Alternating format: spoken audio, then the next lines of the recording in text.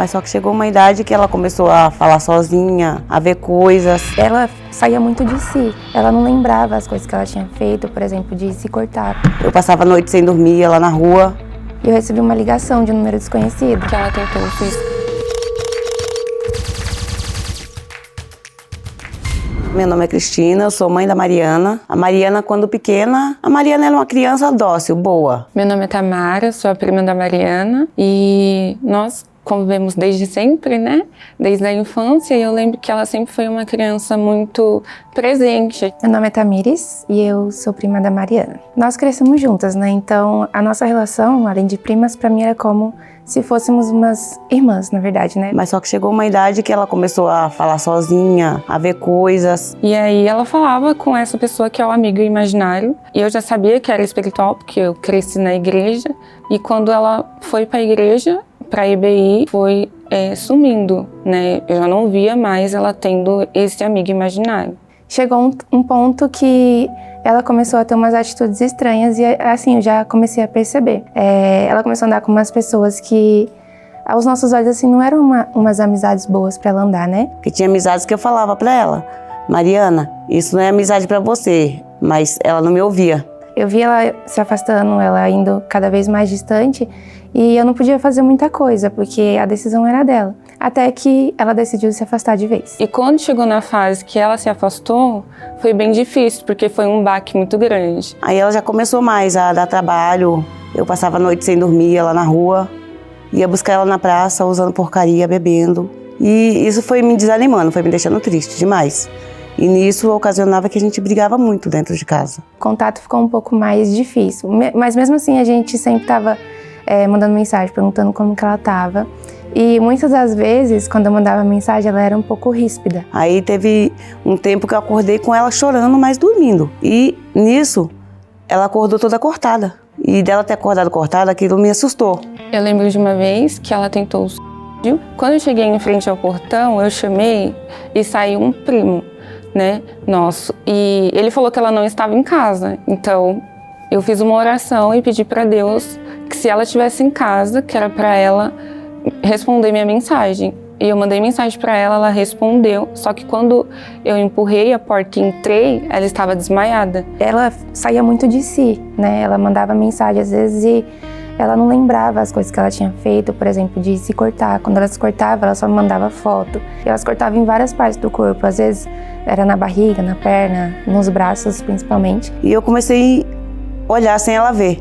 Embaixo do travesseiro, embaixo do colchão, todo lugar eu achava lâmina. E um episódio que me marcou muito foi que a gente já estava se preparando para dormir e eu recebi uma ligação de um número desconhecido. E eu até achei estranho, né? Eu falei assim, eu não vou atender, que eu não sei quem é, já é quase meia-noite. Só que aí insistiu na ligação. E aí quando eu atendi, era o motorista de um ônibus, que ela estava indo para casa. E aí ele falou assim, a Mariana tá desmaiada dentro do ônibus, eu preciso que alguém venha buscar ela. Sou a Mariana e realmente tudo o que elas falaram é verdade. A bebida era um refúgio para mim. Eu brigava com a minha mãe, ia beber. Brigava com alguém em casa, ia beber. Acontecia alguma coisa que só eu sabia, que me chateou, eu ia descontar na bebida. Até que eu conheci também o cigarro, aí depois eu passei para maconha, aí fumava maconha todos os dias, conheci a cocaína e cheguei na linha K. Eu cheguei a fumar K2 e também me viciar. Frequentava baladas LGBT, me envolvi com meninas, né, após decepções com rapazes. E nunca eu queria ficar com uma pessoa só. E chegou uma época que todas as vezes que ela saía, ela mandava uma foto de onde ela estava, com quem ela estava, o que ela estava fazendo. Mandava foto bebendo com os amigos dela, mandava foto de cigarro. Cada vez que eu olhava aquilo, eu via como uma afronta, né? Que ela falava assim, não luta mais por mim, eu não quero mais ajuda. Mas a gente não desistia, a gente continuava lutando. Nas reuniões, na Força Jovem, a gente sempre apresentava ela nas nossas orações e pedia para Deus fazer o que a gente não conseguia fazer. E essas fotos que ela me mandava, eu colocava dentro de uma pasta. Porque aos olhos humanos era impossível, porque ela não queria ajuda, ela demonstrava que não queria ajuda. Então eu criei uma pasta escrito Testemunho Mariana. Eu falei para ela, falei, pode continuar me mandando, que essa pasta vai ser o seu testemunho. E ela até mandou uma mensagem bem afrontosa falando assim, então ora com mais fé, porque esse dia nunca vai chegar. E ali pra mim era como se fosse essa afronta, mas eu tava vendo como uma resposta de Deus. Porque às vezes a gente olha com os olhos naturais e ali no momento parece algo impossível. Mas é nisso que Deus trabalha, Deus gosta do impossível, né? E eu acreditava muito nisso. Teve um momento que a minha vida, ela deu um start na minha cabeça, né?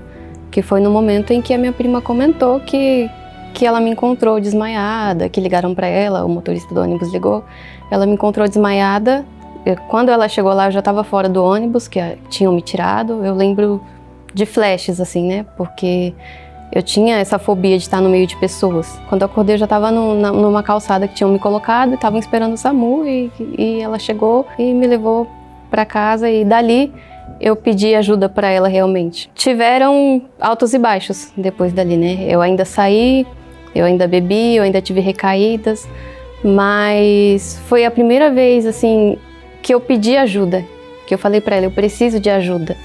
Porque eu já não estava mais aguentando sofrer, não tinha sido a primeira vez, não tinha sido o primeiro desmaio. Então eu já pedi assim para elas não desistirem de mim. Esse foi o meu pedido mais consciente, porque por muitas vezes eu falei para elas que não precisava mais lutar, que eu não ia mais, que não ia dar certo. E ali eu peguei aquela responsabilidade para mim, orando, jejuando, sempre fazendo um propósito por ela. E aí, quando ela foi se batizar, eu estava lá, né? E eu lembro que ela estava bem insegura, assim. E aí o pastor falou, você quer uma decisão? Ela falou que queria. Mas para ver a luta espiritual que estava dentro dela. Porque é igual ela falava, né? A luta era constante. Todo dia era o mal e o bem falando na cabeça dela. Mas ali ela começou a querer lutar para vencer mesmo. Daí chegou no dia 13 de outubro.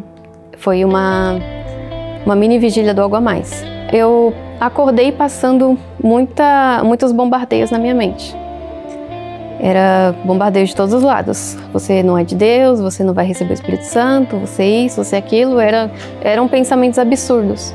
E tentações também. Quando eu cheguei no trabalho, foi o dia que as pessoas mais tentaram tirar algo ruim de mim. E eu fiquei esperando pelo momento da busca. E eu comecei a falar para Deus tudo o que eu estava sentindo, tudo o que estava acontecendo comigo. Eu comecei a lembrar de coisas que eu já havia feito no passado, de como eu desagradei a Deus. Comecei a lembrar de coisas que eu não lembrava mais. O diabo, ele não deixou de atacar a minha mente durante essa busca, que foi o dia que eu recebi o Espírito Santo. Ele continuou. Quando eu comecei a sentir essa paz, eu comecei a ter vontade de adorar a Deus, eu tive vontade de, quando acabasse ali a reunião, contar para todo mundo o que eu tive com Deus. O diabo ainda lançou, não vai acontecer.